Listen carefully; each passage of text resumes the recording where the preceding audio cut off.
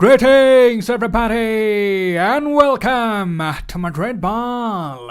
I hope you all are doing absolutely fantastic, Madridistas, because Real Madrid have smoked PSG at the Santiago Bernabeu. It looked like the angels had descended from heaven to force an error from PSG. They gave the blessings to the men in white to come up with an absolutely miraculous performance, and what can we say, it was scintillating, awe-admiring, jaw-dropping, hardcore racing. You can fall short of adjectives defining that win, but what a magical night of football that was. One of the greatest in the history of Real Madrid, and it was absolutely fitting that a legendary player, Karim Benzema, was at the heart of things. It was looking like his French compatriot Kylian Mbappe was going to have the last laugh, but Benzema was not having any of that nonsense. He refused to get humiliated in front of his home crowd. It was like he was telling Mbappe, "Sit down, son, your time hasn't come yet. This is my stadium, these are my people, and I'm not going to let anyone steal my thunder. I refuse to be outshone by the youngster, and I will lead Madrid to glory."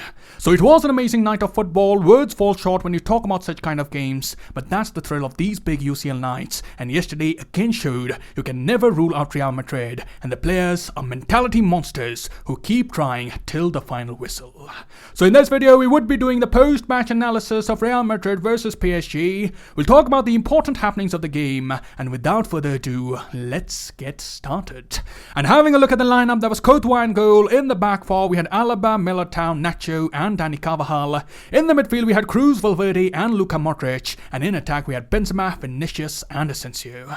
And before doing the analysis, let's quickly do the shout out. And today, since it's a special post-match analysis after a special night of football, there would be 3 members who would be getting a shout out dedicated to the hat-trick of Karim Benzema, and that is why our shout out winners are Mr. William Carvalho, Mr. Shakur and Mr. A. Wassap, and I congratulate you all for your legendary match predictions. And sharing some thoughts on the starting 11, Ancelotti did go with what looked like his preferred starting 11, but again we did have doubts regarding Toni Kroos. We wondered if he would be up for such a high intensity game coming back from injury. He played the defensive midfielder role with Modric on the left and Valverde on the right. However, it did seem that he was a tiny bit off the base. There were also concerns about Asensio. Many of you were saying in the comments that you wondered if Asensio would be able to track back and do the defensive work to help out Dani Carvajal, but as things stood, Mbappe was running riot on that right hand side. Carvajal tried to muscle him off the ball a few times, but far too often he was having a tremendous amount of space. The likes of Neymar and Messi were looking to send him through, and we did struggle to cope up with his pace. So it did seem that the decision to play Asensio wasn't working very well. Neither were we able to control the tempo of the game, and neither were we able to stop the front three from linking up with each other. In the first half, PSG especially looked very comfortable. Neymar and Messi were dropping deep to outnumber the midfield of Real Madrid. Messi and Neymar were breaking lines with quick interchange of passes, and as usual, they looked to feed Mbappe and use his clinical nature in front of goal.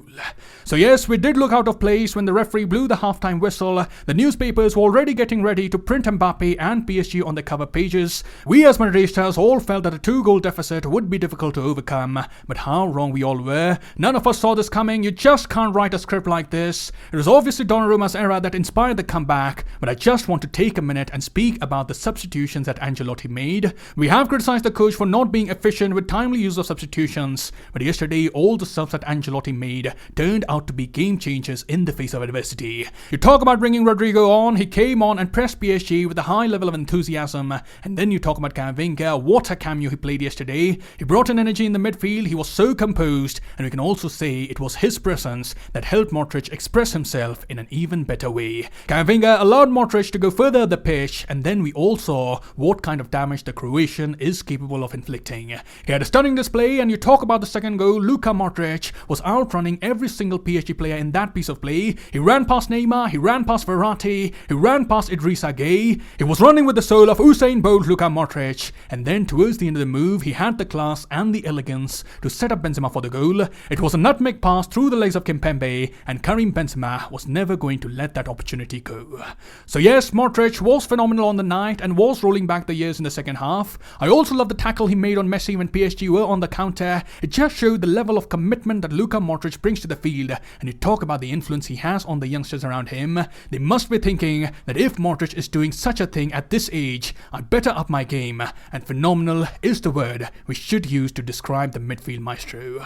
It was an admirable performance, and let's hope we'll continue to enjoy the brilliance of Luka Modric for many more games to come.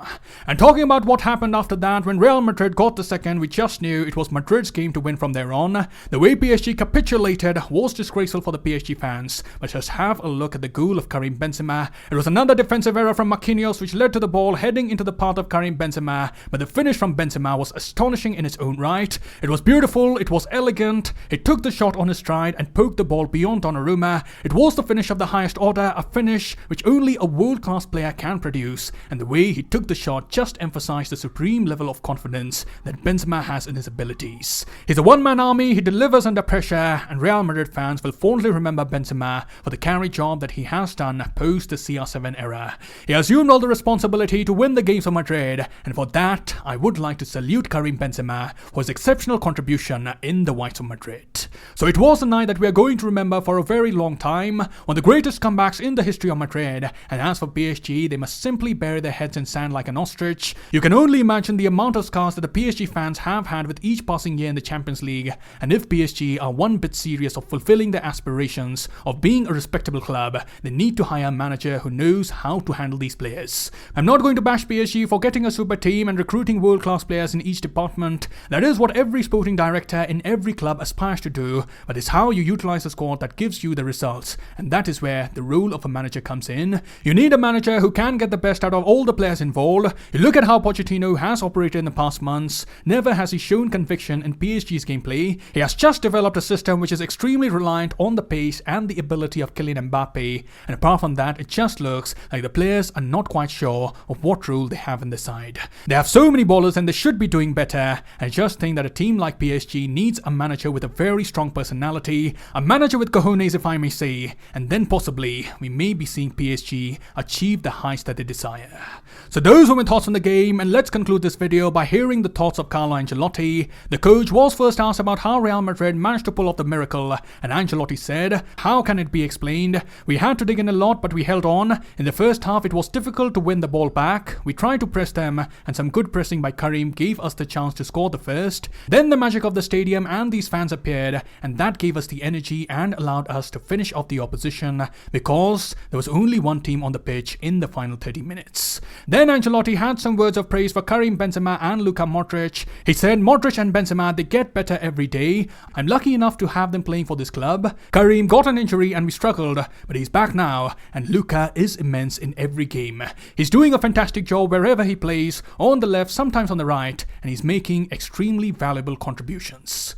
And lastly, Ancelotti was asked if Real Madrid were rightful title contenders after that performance, and the coach responded, "As I said right at the start of the competition, if we are in good shape, we can compete against any team. After the first leg, it looked as though we didn't have much chance of qualifying because we played really poorly and PSG looked good. Things changed because we played much better in this game and showed real character. Luck had a part to play, of course. We were fortunate with the first goal, but I think we deserved that bit of luck we had with the opener." So those were the thoughts of the coach, and that concludes the post-match analysis of Real Madrid versus PSG. Do let me know what were the emotions you went through when Madrid got over the line, and what was your analysis from the game right in the comments below. I'll see you soon. Till then, take care. Glory to Madrid, and as always, a la Madrid.